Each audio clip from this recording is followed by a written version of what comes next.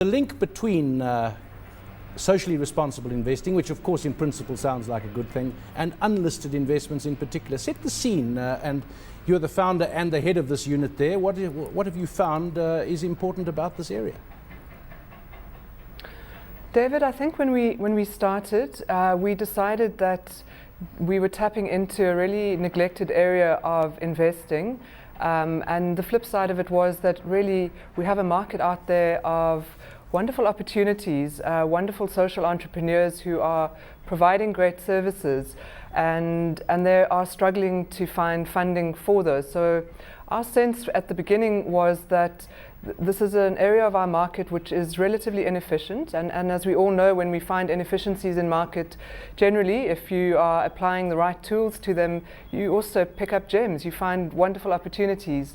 For us, socially responsible investing is often associated with quite philanthropic causes which are good in their own right, and people often think, well, you can't make money out of that, and it's absolutely not the case. If I break it down, and there's a lot of jargon in this area, but if we just very simply take those three words, socially responsible and investing, the social refers to the fact that you are investing in high social impact initiatives, endeavors, companies who are providing social services to people who otherwise can't access them. So it's around areas of affordable health, it's around areas of access to educational products, to affordable housing and the like. And if you look at the responsible aspect of that term, then really what we're talking about is saying when we're making investments, we should do so with a view to the long term and for the broader benefit of our economy. So on a more sustainable basis, we look at that investing.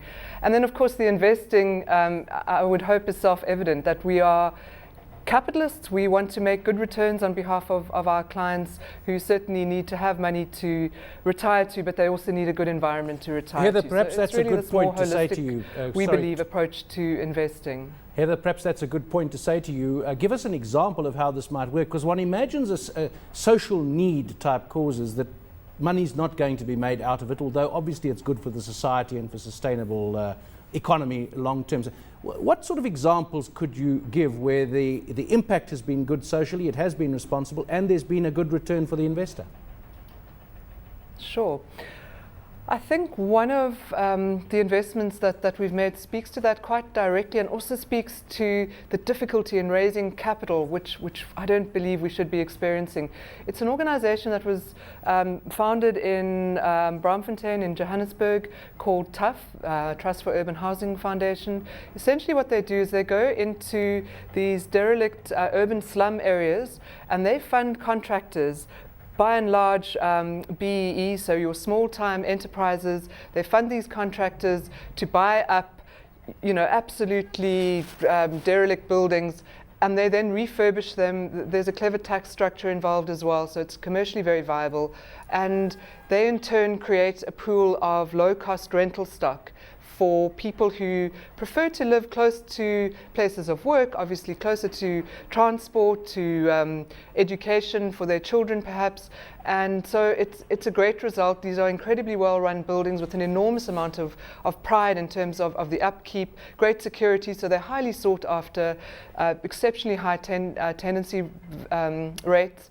And the organization has grown significantly. One of the most interesting features that I find, and again I think it speaks to the relative inefficiency in how we deploy capital in our economy in some areas. So for example, TUF have over the last 5 years grown at a rate of more than 5 times the average rate for your big 4 commercial banks in South Africa into mortgage lending. Now supposedly TUF are lending into redlined areas. These are considered more risky, and they lend all over the country into urban areas, yet they're growing phenomenally faster. So it tells you that there's enormous demand here. It's a huge growth area. And then also significantly, a lot of people will say, but what about the risk? What do their defaults look like? And actually, again, over this 5-year period that we've tracked, their defaults, and bear in mind we've gone through a contraction, times are tough, the default rate is significantly lower than the average for that of the 4 big banks. So a very well-run business.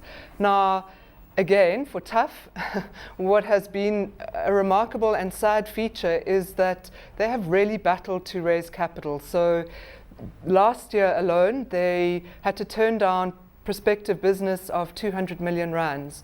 And I think that that is really a great indictment of the efficiency of allocation of capital in our economy. And it's one of the things that our fund is trying to address and unlock these sources of capital.